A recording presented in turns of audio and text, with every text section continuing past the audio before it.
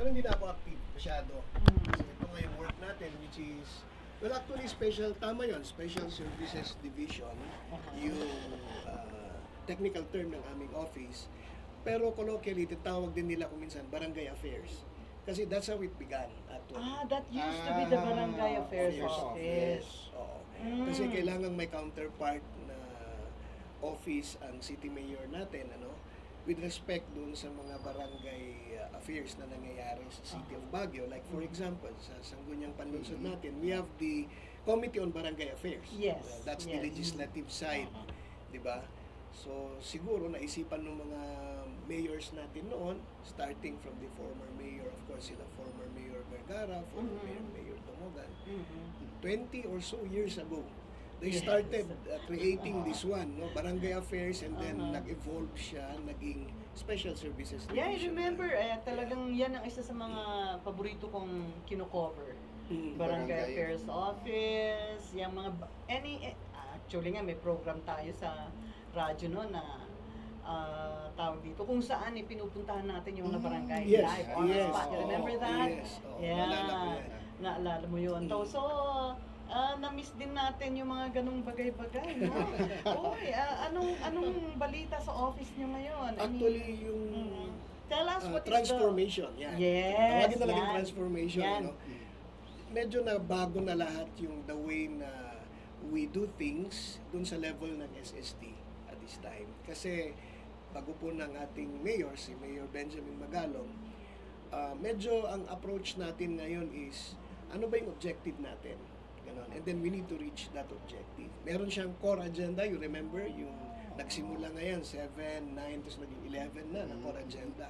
At isa sa mga core agenda actually ng ating city is yung tinatawag natin na empowerment of the barangay, especially in local governance. So, yun yung tema rin na inadapt na ng aming office ng SSD. So, let me just read, para dun sa kaalaman din ng mga kasama natin, and I hope this can be shown para sa mga viewers natin. Kasi, yung vision namin ngayon, sinimplify namin. Basically, sasabihin lang dyan is to empower the 128 barangays for sustained and effective local governance consistent, yun na, with the core agenda of the city. Ayan, barangay empowerment. And in accordance, of course, with our local government code. Ayan. And then, ang mission naman namin, specifically for our office, is to assist and guide barangay officials in their discharge of barangay administration and governance. Simple lang, yung core mission and vision namin, pero it's a lot of hard work. I now realize. Unlike noon, medyo pwede kang kumanjing-banjing. Ngayon, hindi na eh. Hindi na. Yes, kaya siguro, in a way, I would understand also how the mayor is doing things right now kasi lahat naman kami aligned kung saan yung direction na gusto niya puntahan, which is basically to have a better Baguio again. Diba? Yes. Alam naman natin na so much has been done to transform Baguio into what it is now, pero sacrifices have been made. Sa totoo lang, At yung mga barangay officials natin, I know, pagod na rin kayo, yung iba dyan, alam ko, yung mga nag-graduate, medyo talagang gusto nyo na rin magbakasyon, magpahinga, because so much hard work has been going on for the past several years, especially yung pandemic. You remember the pandemic? Doon nakilala yung mga barangay officials natin because they were the ones who are there sa ground. Di naman sila takot, pero andun yung, siyempre yung risk. Diba? Alam mo yun, mahagingan ka lang, di mo naman nakikita eh. Invisible naman yan. Mamaya may sakit ka na. And some of them, of course, nagkasakit. Marami nagkasakit. Maraming nagkasakit. And no matter how much they tried, nababash din sila because of this ayuda thing. Ayuda thing, yes. That's true. Actually, sino ba naman yung may gusto na pupunta sa bahay na alam mo merong COVID doon, di ba? But you need to deliver the basic services. And as a barangay official siguro, wala silang choice eh. Di ba? During that time, it was uncertainty. Tama. You didn't know how you would get it, airborne pa to. Airborne. Pero they were they're doing risking it. They're risking everything naman. So, kudos sa mga kapitan na nag-graduate, and then yung mga ayaw ng tumakbo ulit kasi they need to rest naman for a while. Gusto na nila magpahinga and focus on their family. Yes. So we have a new set of officers. Actually, doon sa counting namin is around 65 yung mga bago. 65%, Some of them, oh. yeah, 65, Is that a majority of 64 yung 65? re-elected. Wow, So medyo lamang ng isang Mm, punto. mm, mm, mm. Of course, meron yung mga bumalik. Meron yung mga Na- ano post. Yeah, meron din yung mga post. Yeah. 17 lahat yung post. Na, 17. 17, yes. 17 na mga Dami barangay rin. official. So, Dami rin. this is actually a testament doon sa kanilang performance siguro. That's why wala nang gusto lumabas sa kanila eh. Kasi kayo na lang. Sabi Kayo nila, na lang. di ba? Kaya Baka- nyo na yan eh. Baka hindi ko kakayanin. Hindi ko matutumbasan yung performance Yeah. ko. Mga gano'n, Yeah. di ba? Okay, so, yung inyong office, Brix, is what? Every minute, every moment, talagang galaw-galaw kayo dyan. Yeah. Just to give you an idea Yeah. siguro, doon Sige, sa mga sige. viewers natin, if you can have the next slide, kapatid. Mm. I'll mention just a few, Kasi yung workload namin ngayon is not only actually supervising the activities and programs doon sa barangays, but even dito sa ating local government unit, City Hall. We also do that. Like for a bridge. like for example, we also act as secretariat for the City Anti-Drug Abuse Council. We also act as secretariat of the City Peace and Order Council. No? And we also act as secretariat again for the planned amalgamation, integration or merging of the barangays na hindi pa rin naka kasi medyo may mga konting So concerns pa. it's still being worked out. Yes, until now. I thought Unfortunately, I thought the idea was already abandoned. Hindi pa pala. not really naman. It was also during that time noon, malagip mo diyan yan. During yung panahon ninyo noon na talagang puspusan yung mga effort para magkaroon ng merging ng barangays. Pero, it really did not get off the ground. Yeah, there were oppositions. So far, how is it going? I understand na we're trying to work out some concerns on the level of the financial. Kasi we learned, although this is not actually naman nangyayari siguro ngayon, we learned na kapag nag-merge ka pala ng barangay, obligado yung local government unit to shoulder yung financial expenses nun. Until such time na yung barangay na na-merge can stand on its own. Parang gano'n. Which is, of course, it's a lot, Oo. That would entail a lot of Yes. funds or Yeah. money or finances. And you can just imagine, ma'am, katatapos ng pandemic. So medyo limitado yung ating Correct.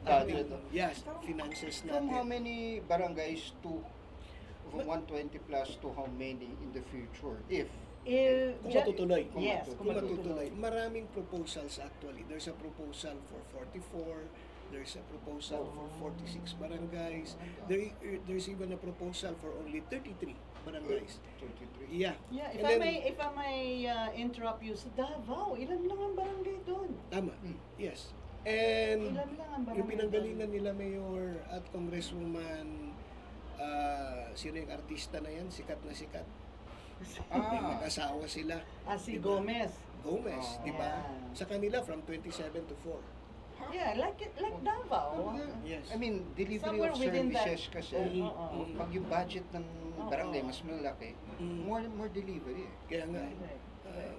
But the same difficulties was encountered by the Gomezes nung ginawa nilang apat na super barangay yung mga barangay sa kanilang jurisdiction because they found out sila rin pala magsushoulder ng finances nun. So ang ginawa nila ngayon, I think Congresswoman Lucy has filed a bill in Congress seeking to exempt yung mga ganun na merging ng barangays from being a burden to the local government units. In fact, dapat tuloy-tuloy pa rin yung kanilang tinatawag natin noon na Internal Revenue Yung Allotment, era of the barangay. Era. which we now call NTA after the Mandanas ruling. Yung National Tax Allocation na tawag. So that's how it's called now. Called now NTA. Yeah. In fact, that's NTA. actually one of the issues din kasi nalaman natin na yung palang paghati-hati ng NTA or the ERA originally is lahat ng barangays. 48,000 plus na barangays all over the Philippines. So the more barangays that you have in a particular place, the more you get a bigger allocation. That's Tama? Ooh. But if you reduce the number of those barangays now, like for example, may merging kang gagawin, edi bawas na rin yung NTA. Yeah. So, yun ang mga issues na gusto i-resolve on the level of Congress, kaya nag-file si And Lucy. I remember because I was covering that, and that was one issue that I really was following back then. May mga barangay captains, barangay officials na tutol. Oo, Meron. They reject the idea. Oo. Yes, it's actually because of the loss of their influence and power. Diba? Yes. Mawawala na sila ng kapangyarihan over their constituencies. Constituents. Oo. Yes, ayaw nila yun.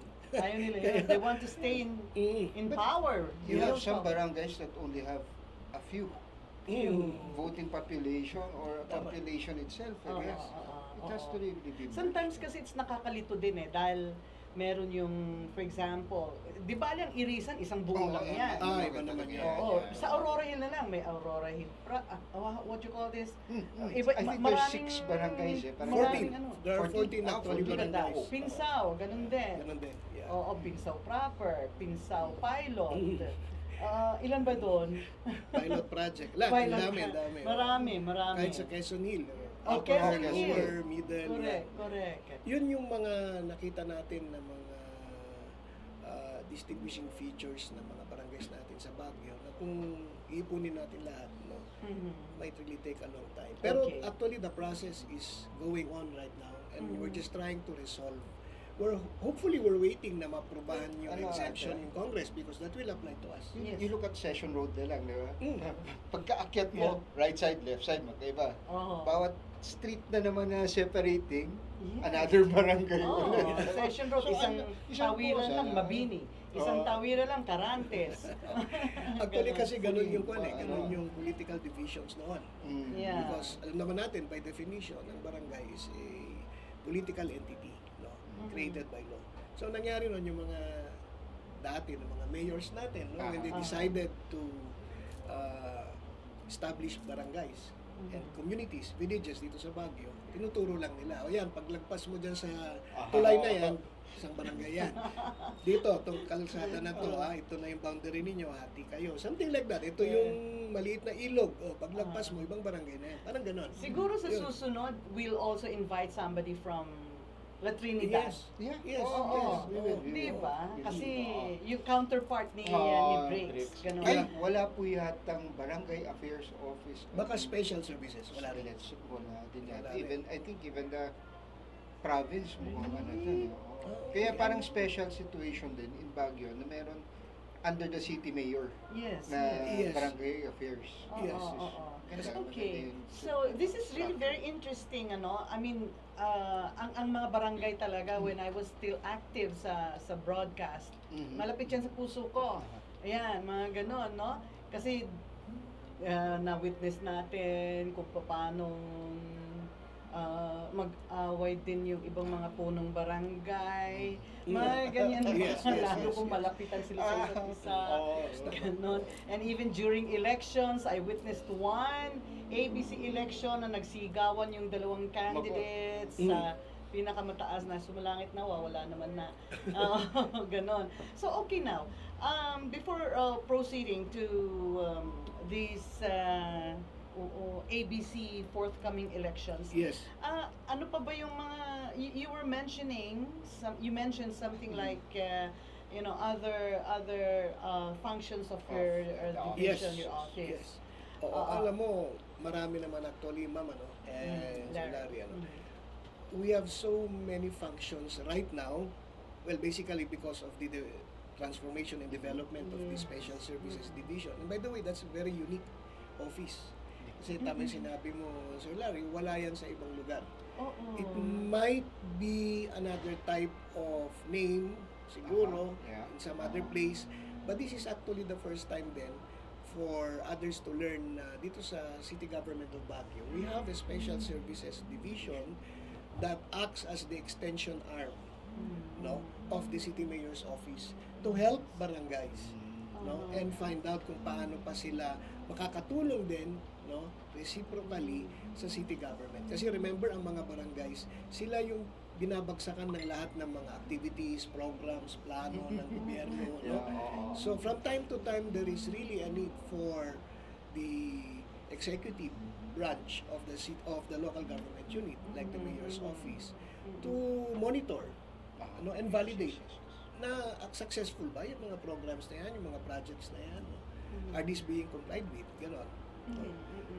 Based on standards na sinet ng national government, of course. And so, the SSD actually plays a role in bridging the gap between the city government through the mayor's office and the barangays, led by the barangays, barangay officials, I should say. So, yung nangyayari dyan, kami yung mga dinidikdik din ni Mayor na ano nangyari dito sa mga projects na to? Ano nangyari dito? Gano'n, di ba? And when there are concerns, meron yan no? Kung merong concerns, actually the SSD takes part in trying to resolve these concerns.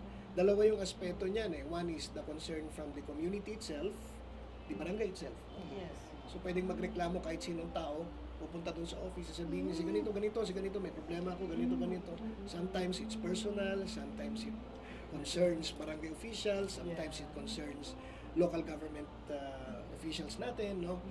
Tapos, the second aspect is, from that community, pupunta tayo specifically naman sa mga barangay officials. We also deal with them.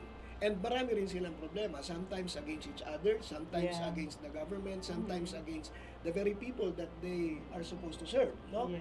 Matigas ang ulo nito, ganito, how can we solve this problem? Ang dami. Every day we have that. In fact, that is why I believe na nagtalaga rin si Mayor ng si Sir Benji Makadangdang, if you recall, no? Former punong barangay Benji Makadangdang, in-appoint niya yan as an executive assistant for doon sa office niya. Pero specifically, dinesignate niya to help out doon sa SSD. Pero ano man, there are city-funded projects for the barangays. Dami. You're Ang dami. also monitoring Yes. this, Oh Yes. my. Pero actually, ang term na ginagamit ni Mayor is, kayong mga barangay officials, since you're on the ground level, kayo dapat ang nauunang titingin kung tama ba yung pagkakagawa ng mga proyekto. Correct. There are several memorandum circulars already issued by the Mayor, and in fact, may mga executive orders siya, no? Directing all barangay officials to strictly monitor all kinds of projects. Kasi merong national projects na ginagawa dyan, no? DPWH and so on and so forth. Meron din po tayong city projects funded by the city, of course. And then we have barangay projects, which are now clustered, by the way. Yun yung bagong concept ni Mayor. Kasi for the longest time, 128 barangays tayo. Merong isang barangay dito, may pondo siya, kakapirot nga lang. Yes. May project siya na gustong pagawa. Ngayon, walang makikibid. Kasi, palagi mag-fail ang bidding kasi walang kita Like for example, Walang kita yung bidder. Yung contractor. Yung contractor, Yes. correct. Oo. So, for example, 150,000 pesos yung project, tapos walang makikibid. So, what happens to the project? Yes, Wala. what? Diba? Tenga. Usually na bumabagsak yan sa failed bidding and then negotiated contract na lang. Pero mangilan-ngilan pa yung gustong gagawin yan kasi, sir, wala naman tayong kikitain sa 150,000 mo. Materialis pa lang, ubos na. No?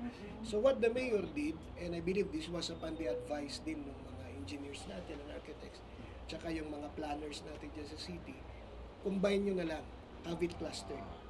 So for example, we have 20 districts, no? Yes. From the 128 barangays. So pag clustering yan, ang isang distrito, example, 5 barangays sila. Let me see all of your projects. O ikaw, ilan? 1 million, sir. Okay, ikaw, 500,000 lang, sir. Ikaw, 200. O sige, you join all of these projects together. One time na lang ang bidding yan. May kukuha. Kasi medyo mataas na. Pero 3 project yan. Iba-ibang barangay pa. That's what, clustering is na ginawa ni Mayor. And I think it's working. Okay. Right now, it's working kasi medyo malaki na Malaki na yung project cost. Happy na si contractor. Siyempre, may kikitain na ako kahit paano. Oo, totoo. And this goes for yung mga project like, for example, sewer line. Kasi yung sewer line naman, di naman pwedeng dito lang gagawin mo. Tapos yung ibang barangay, hindi mo ayusin. So, pag ginawa mo na dito, ayusin mo na rin lahat. Within the district. Yan. So, nag-clustered na yung project na yun. Pero magkakaibang pondo. Pondo dito, pondo dito, pondo dito. But it's working. So, the same contractor? Yeah, for all of those. For all the projects. Marami ng clustered projects. That's good. Yeah. Mostly, mga drainage canals, road recovery, sidewalk recovery, tama ba yun? Sidewalk recovery projects nila, Mayor. road recovery projects, sewer lines, fixing of sidewalks, yung yung tawag doon yung pinaghahawakan yung mga mga ganun, handrails, no? Handrails. Oo nga naman, lalo na sa mga senior citizens tayo. naman. Yan. Tayo. Oo, Senior yan. ka na ba? Malapit na. So basically, yun yung, that's how we do it sa opisina namin. And so far, I believe we're doing good naman. Yes. The mayor has already acknowledged naman na we're doing something effective, no, towards the accomplishment tsaka yung objective na sinet niya para sa amin, no. And of course, definitely 2025 election na naman yan. Ang gusto niya matapos na sana lahat yung mga nasimulan na projects. One of the reasons why hindi kami nakakuha, and this I believe is open naman si Mayor about this, no. One of the reasons why hindi namin na-achieve yung award ulit na SGLG, you recall that? Good local governance.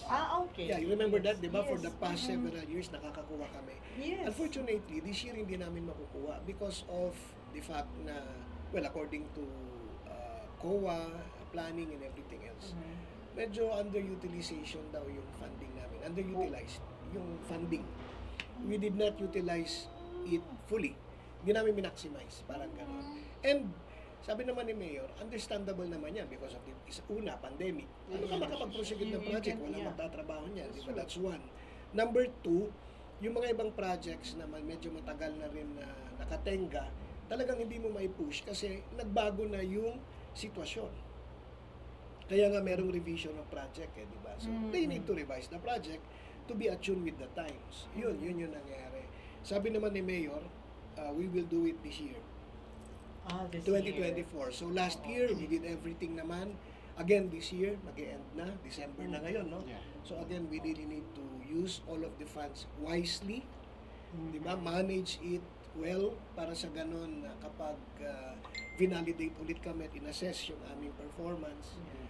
Eto, may nakakakuha na kami ng award. may nag-message.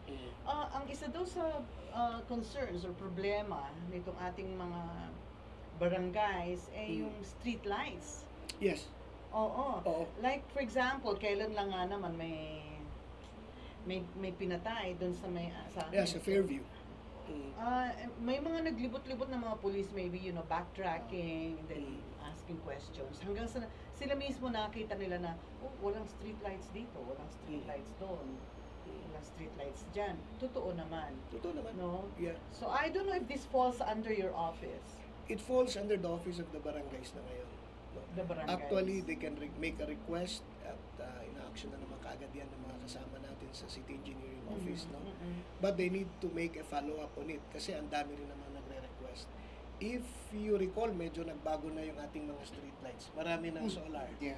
Diba? Oo. Tsaka Yes, solar. Tsaka LED Oo. na ano. Yeah, Kaya but mas maliwanag. pag merong in-install kasi na solar ngayon, ang responsibility of maintaining and monitoring it falls to the barangay. Kaya kailangan bantayan nila yan. So if a constituent will find out na walang ilaw tong street light na to, please inform kaagad yung barangay officials nyo. Kasi kapag nalaman na nila yan, the next step for our barangay officials also is to inform yung ating city engineering office para ma-line up nila. But they replace. The latest I understand is doon sa East Modern Site kay Punong Barangay Peter Bukasan. They just replaced several street lights doon. I'm not sure if they are all solar, no?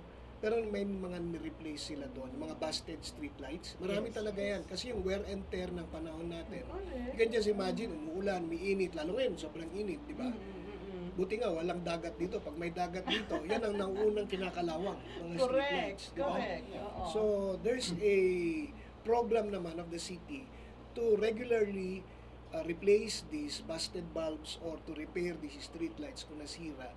But they have to be made known dun sa concerned office. Isa nga po yung mga barangay officials natin. If you inform them early on, and then they will inform also city engineering. For example, hindi pa na-actionan, let's say within the month, punta kayo sa amin, sa office namin sa SSD. And then we'll check with city engineering office and then down the line, balik kami dun sa barangay. There was an old proposal before of Bineco under the former GM, di ba?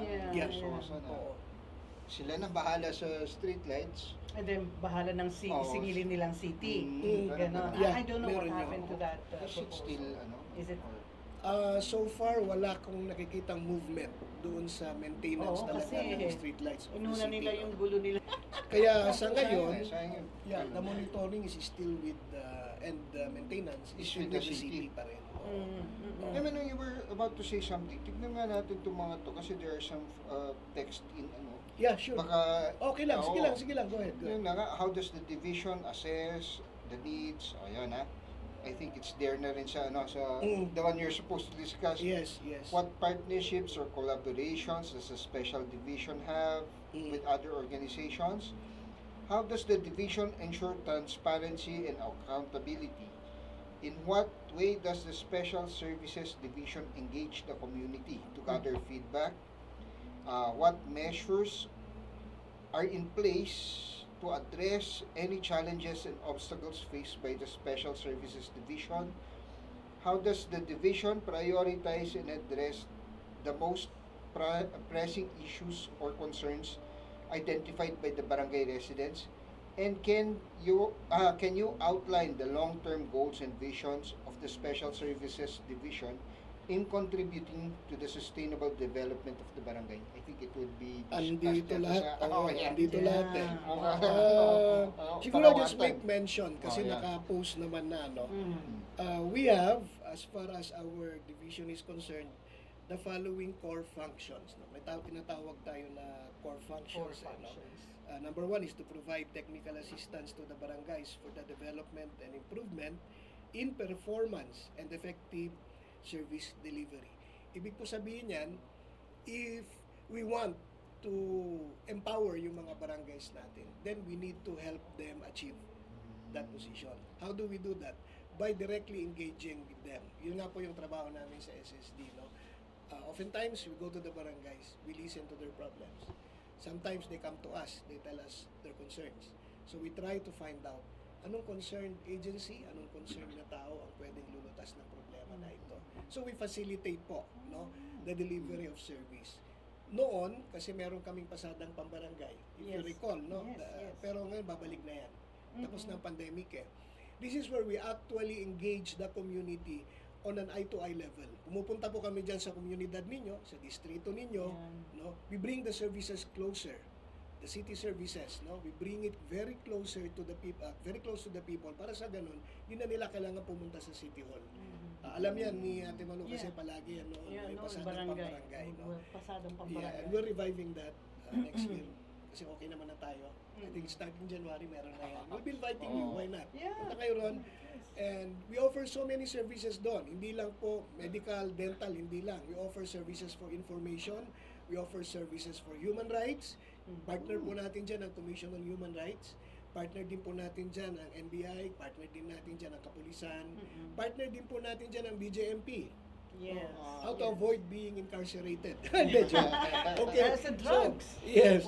So, we also have other services offered there during sa mga pasadang pambarangay natin, and we hope that we can restore this again to what it once was. No? Dahil napakaganda niya na engagement with the community in a grassroots level po. So that's one. No? That's one very important aspect po ng aming office na ginagawa po natin.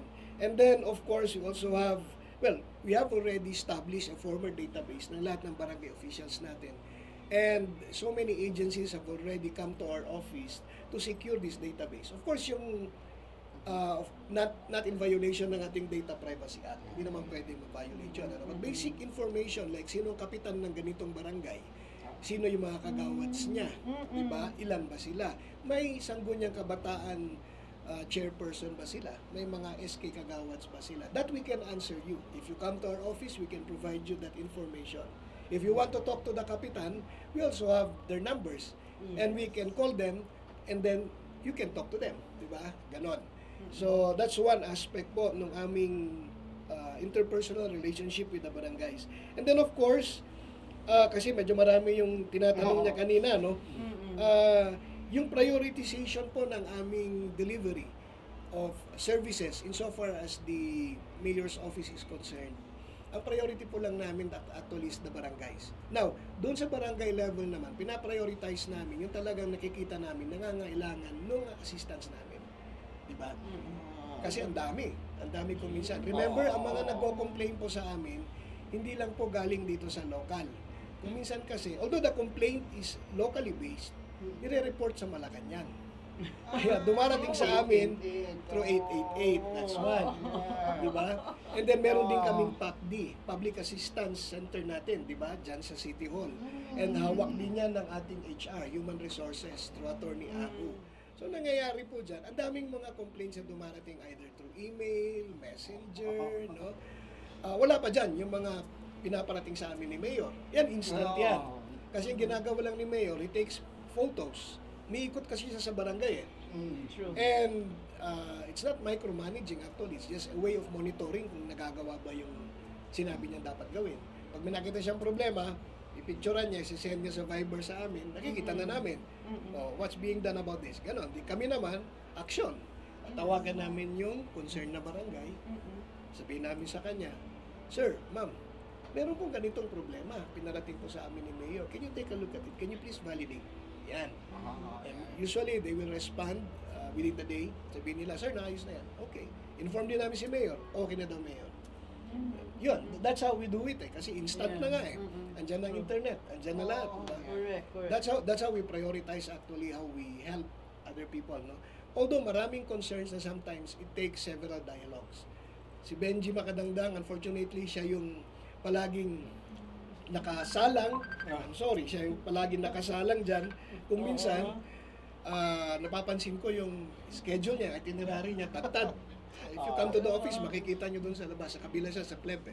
Oo. Buong araw, starting 8:30 yan. Until, Diretso na yan. Oh my, nakakapagpahinga pa ba siya? Mukhang hindi na.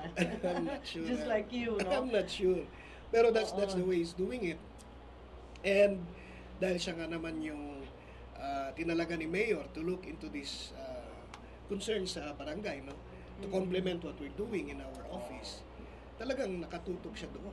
And so many people come to our office now para maki-dialogue, maki-argue. Kung minsan, di naman, joke lang. Yung iba nga di ba may lupon tayo, no? Sa bawat barangay. Yeah. Anong tawag dito? Hindi ba umaabot sa point na ipinararating din sa inyo yung mga Marami conflicts na ganyan? Marami yun, ma. Karamihan, Marami yun. lupa. So if their office is flooded, ibig sabihin ng transparency is on a level na medyo mataas siya.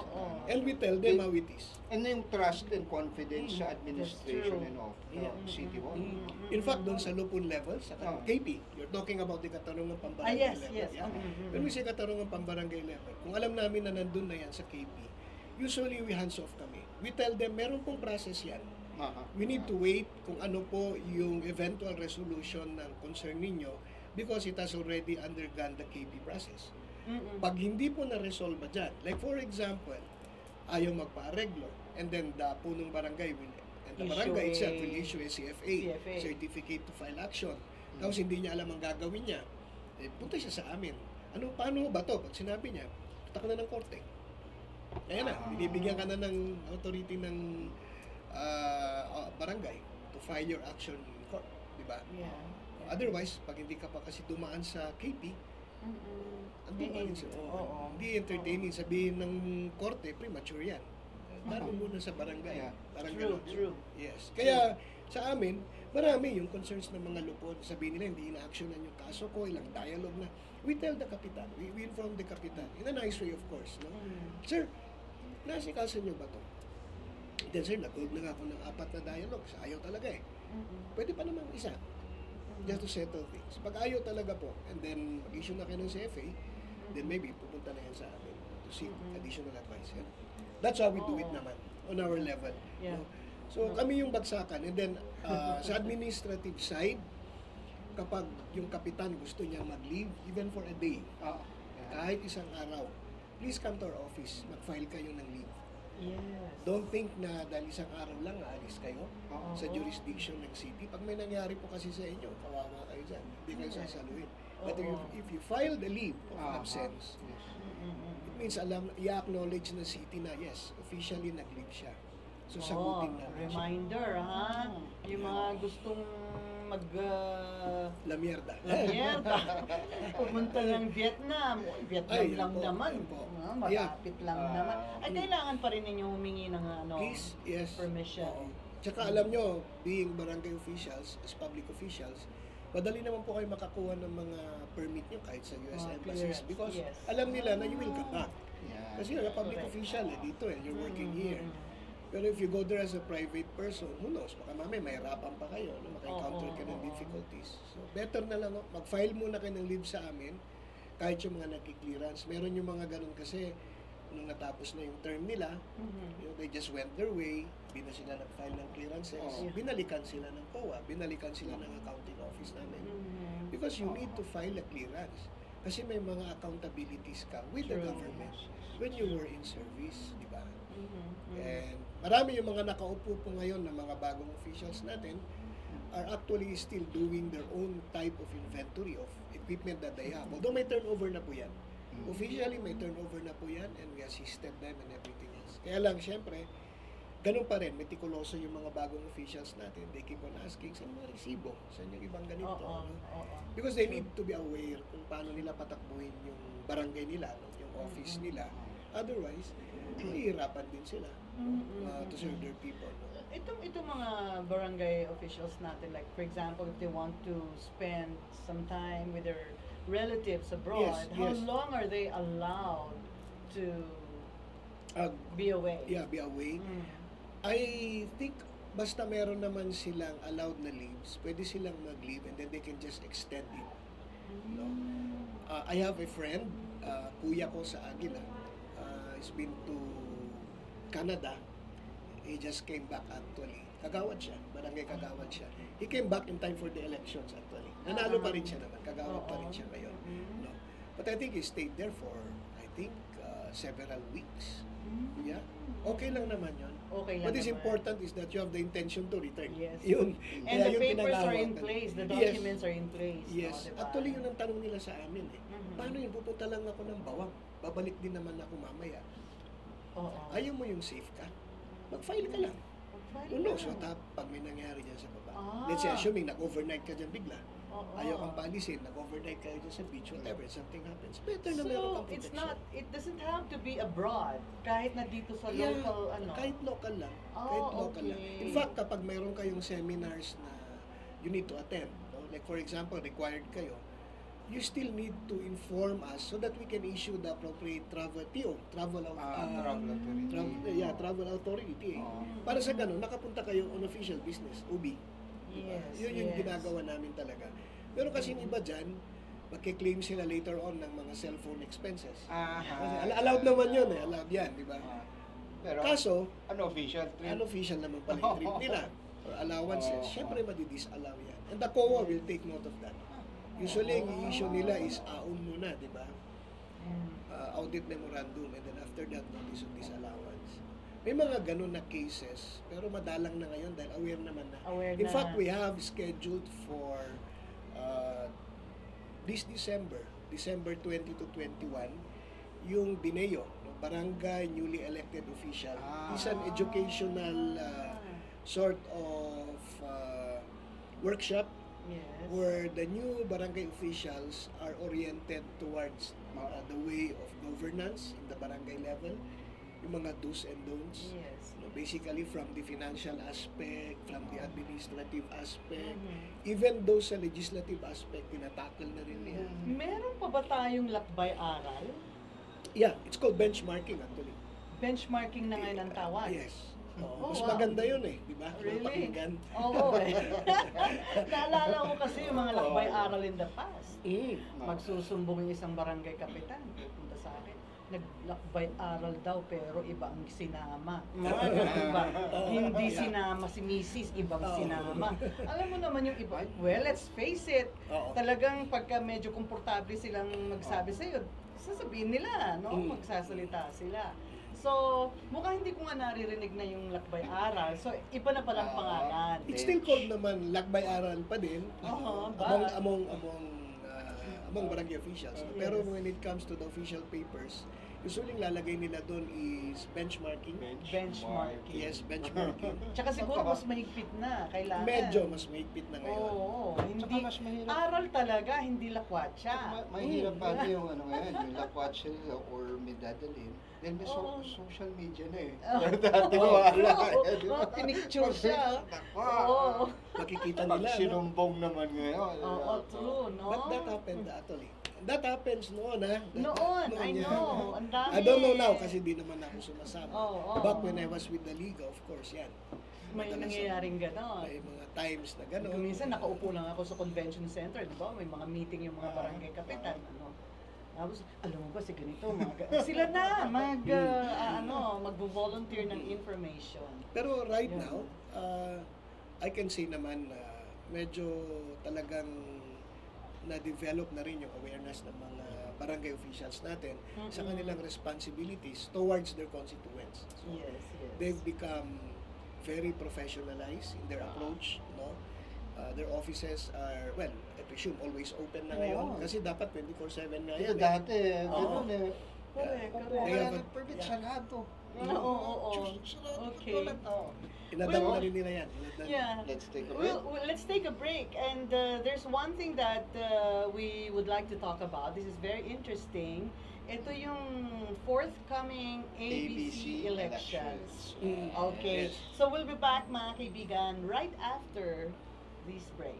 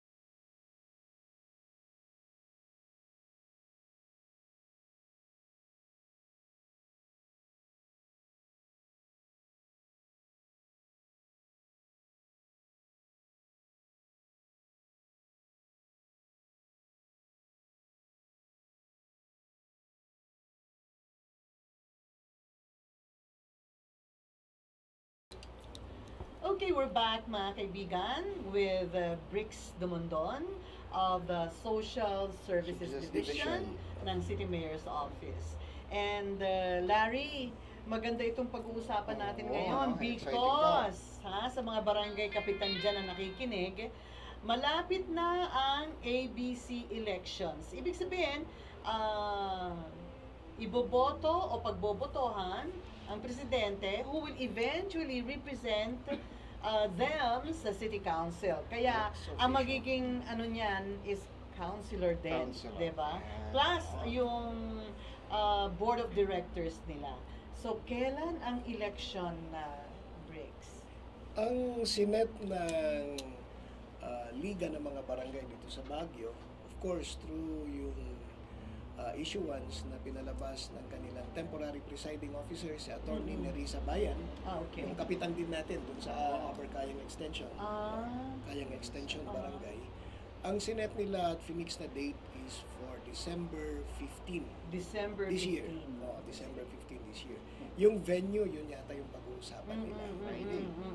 And we just have to, dalawang candidates lang for So it's the one-on-one. ABC presidency, di ba? Yes. Kasi yung iba medyo nag-back out.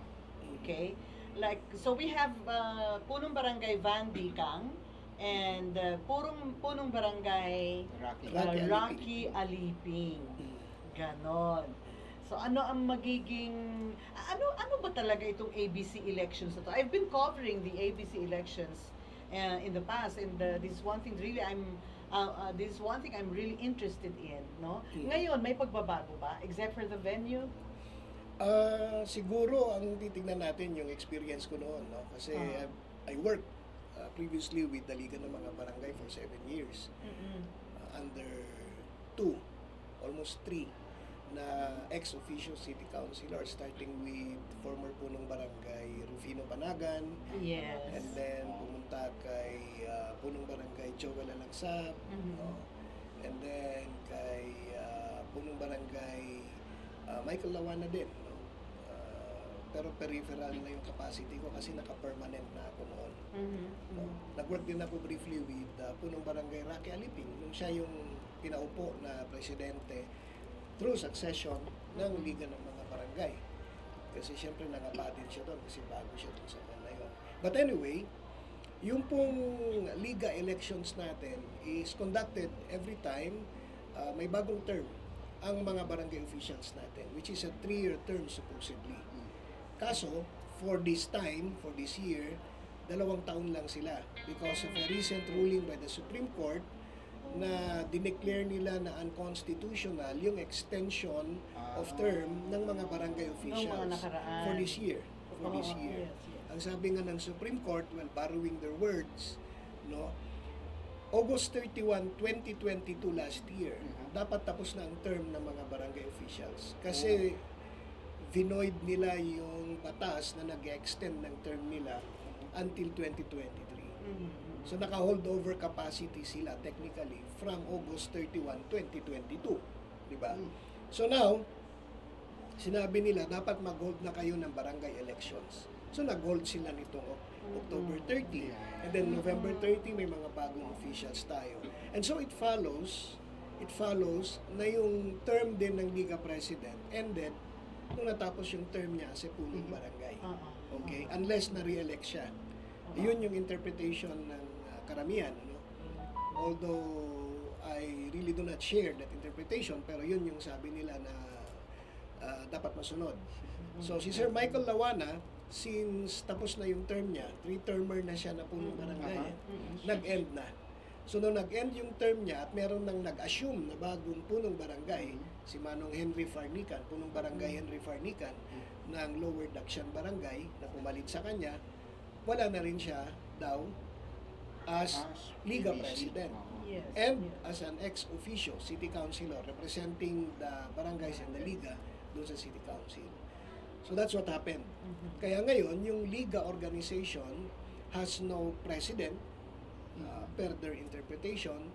And then ganun din yung lahat, yung mga board na hindi na tumakbo ulit or nag-end na yung term nila, nag-graduate na sila or natalo sila, no?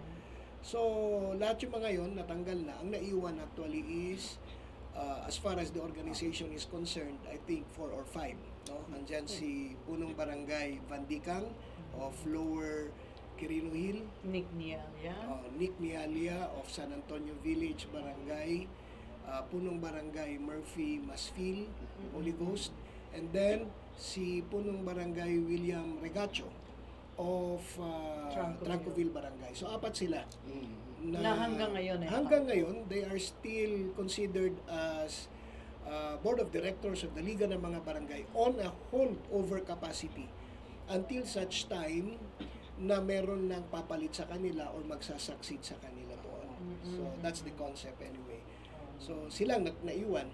In fact, doon sa isang issuance na nilabas nila, I saw all of their signatures there. Silang 4. They had to sign for an issuance announcing the General Assembly of all the barangay captains for a meeting purposely to organize the various election committees. No?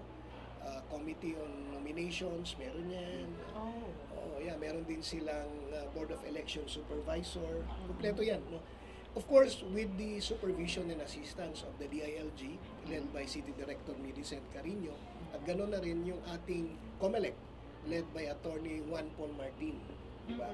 So, gano'n yung flow ng kanilang process in selecting the new Liga President and Board of Directors for the 2-year na term. 2 years. Kulang, no? 2 taon lang. 2 years for the ex-officio councilor, the Liga Yes, president. yes. 2 years din as punong barangay. Yes. Kasi after 2 years, election na.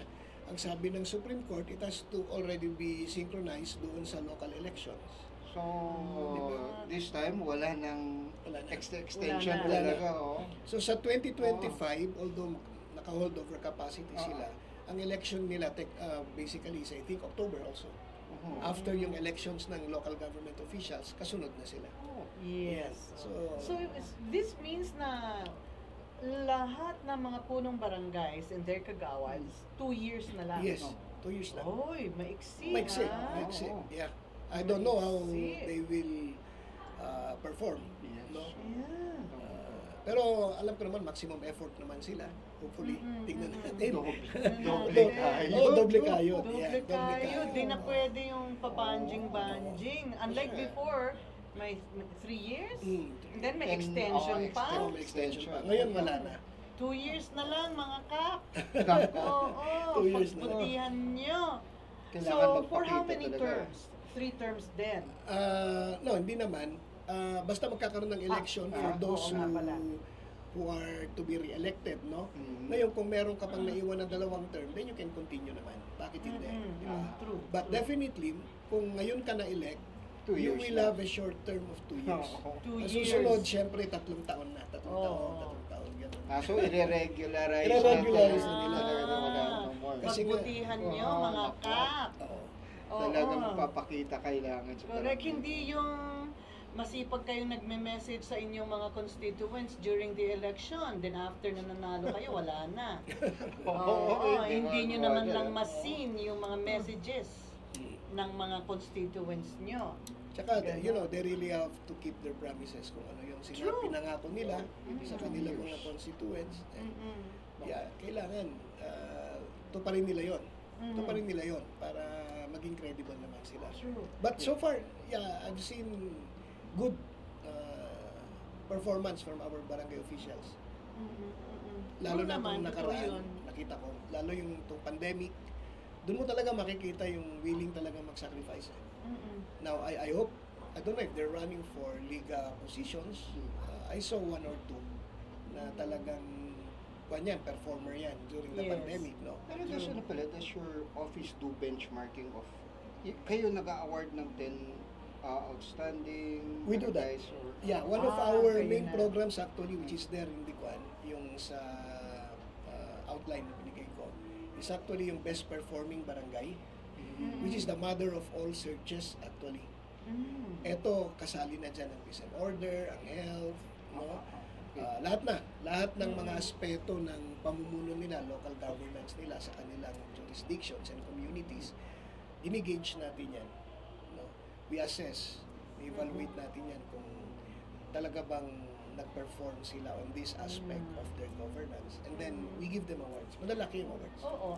Just, Monetary, Oo. For the barangay Wow. person. No, barangay itself.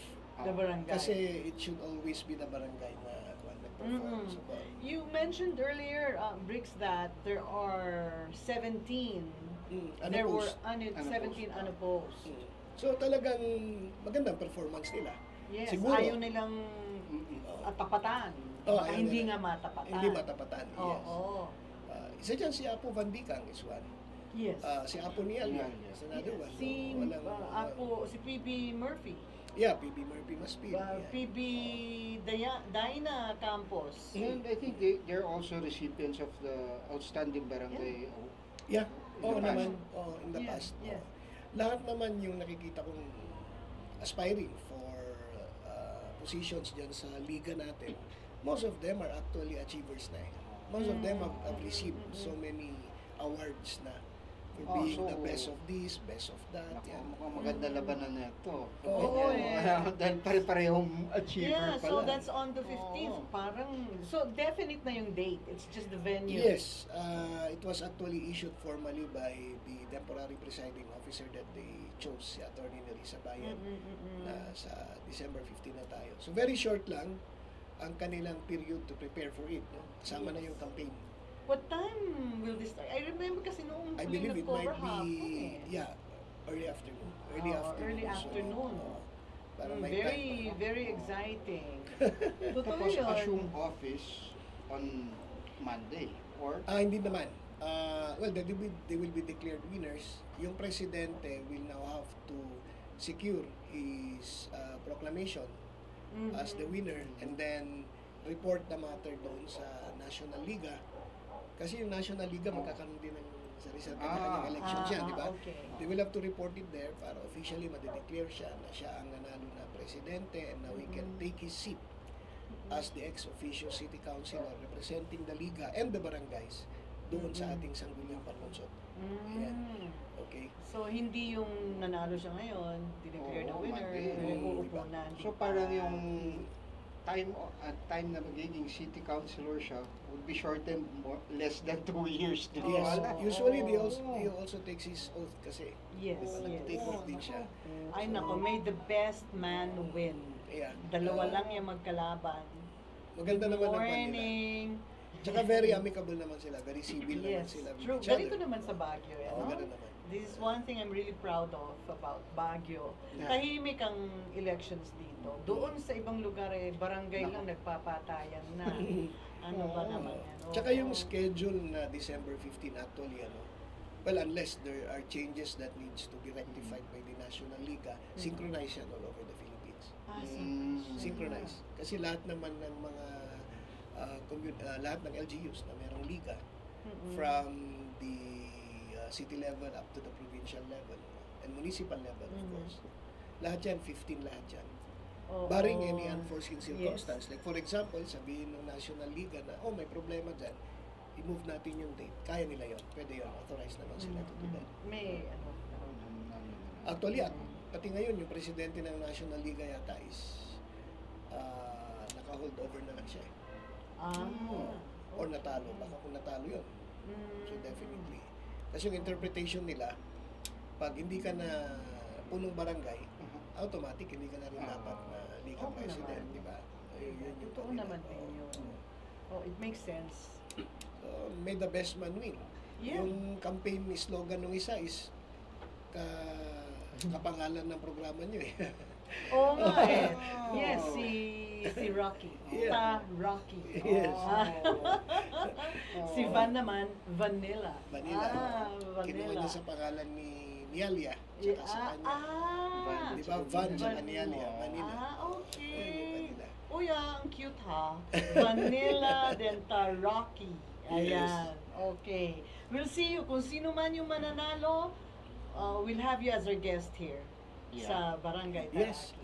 Kahit na hindi pa pwede naman. You can invite para mapakinggan na rin siguro yung platforms nila of Platforms governance, what they intend to do pag umupo na sila. No?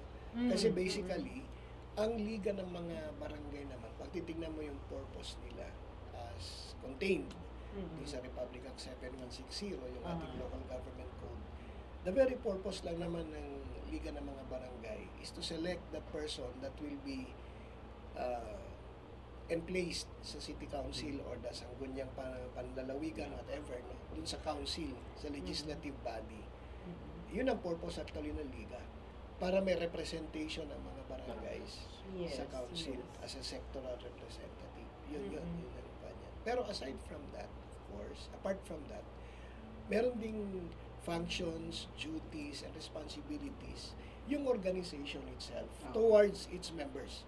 And that is what needs to be improved siguro in the delivery of the various services sa kanilang mga miyembro. Kasi hindi pwedeng pagkatapos yung piliin yung uupo doon sa council parang wala na lang yung organization ninyo. It cannot be that way. So doon sa ating local government code, nakalagay naman doon yung mga functions nila, which is to crystallize issues, assist, provide livelihoods, no? Yun dapat ang ginagawa ng organization ng liga. And I hope na with the new set of officers after December 15 ay marirealize nila yung mga yun. Yes. Does it follow na como yung ex-officio councilor, the one who will be voted upon, as their representative to the city council, does it have to be that yung committee niya is limited to barangay matters? Hindi naman. Ang chairmanship niya is limited okay. only to Barangay Affairs Committee. Kasi But he can? Yeah, he can be a member of some other committee. Okay. Ang I understand kay Sir Lawana, I think is also a member of the Committee on Public Works na hinahandle yata ni Councilor Yaranon. Member din siya yata ng Committee on Human Rights and Justice, Peace and Order kay Councilor Lawana. I think so. Hindi ko masyadong sure yung mga membership niya But I think member pa siya ng ilang committees dun sa City Council. Yes. Apart from being, of course, the chairman ng Committee on Barangay Affairs. Sa Okay. ilalim niya, meron din siyang 2 miyembro na councilors. Yes. No? Kaya maganda yung ginagawa nila na pag-create ng mga standing committees na ganyan, na relevant doon sa position mo, gano'n. Sa katulong talaga. But of course, he needs the help.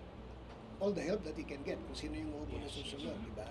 Hindi pwedeng dahil nakaupo na siya doon he already thinks for the 128 barangays. Hindi ganun yun. All the board of directors na nakaupo, no, and this should be the approach na dapat tanungin ng mga kandidato, dapat na-explain ng mga kandidato kapag may nagtanong sa kanila na gustong bumoto, ano ba yung ginawa nyo to help yung inyong representative sa City Council, di ba?